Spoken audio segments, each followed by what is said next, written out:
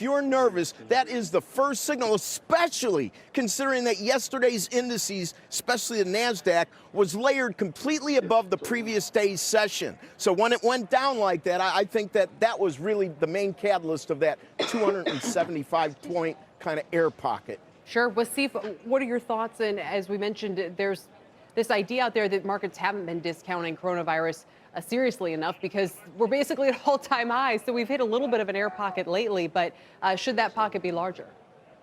Yeah, Kelly, yesterday the story was the markets are inoculated by the Fed, and any kind of bad news is going to be met with a wave of liquidity that's going to help. But I think what we've learned today is that the coronavirus movie isn't over yet. There's more to come in this story.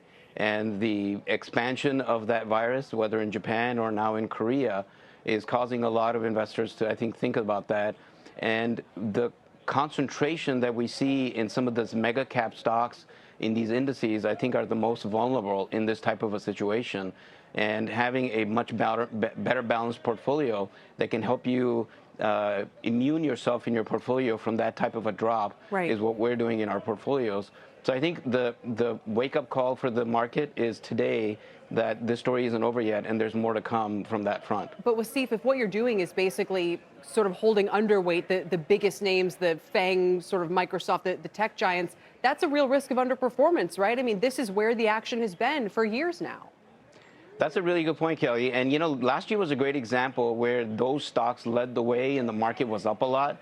And, you know, for example, the S&P 500 was up with 33% because led by those stocks.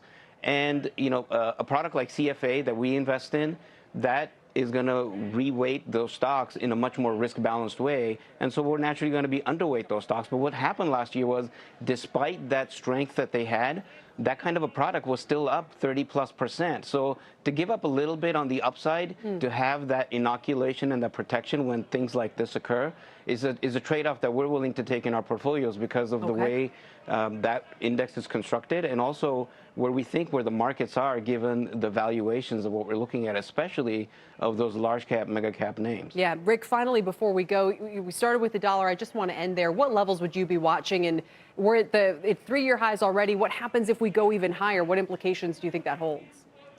Well, exactly. And I think that the world being nervous, as we've been discussing, is one of the reasons. As you look at a chart of the dollar index, you can see how it's accelerated, because as businesses, especially foreign and Chinese businesses, start to fail due to coronavirus, they still need to procure various dollars to pay, whether it's interest payments or dividends or servicing any of their dollar-denominated debt. This is huge. And I think that if you start to take out some of these levels right around 100, and we've gotten close today, almost 99, 92, that will create a whole new dynamic of buying that could set us up maybe as high as 102 or 103. I don't think the dollar index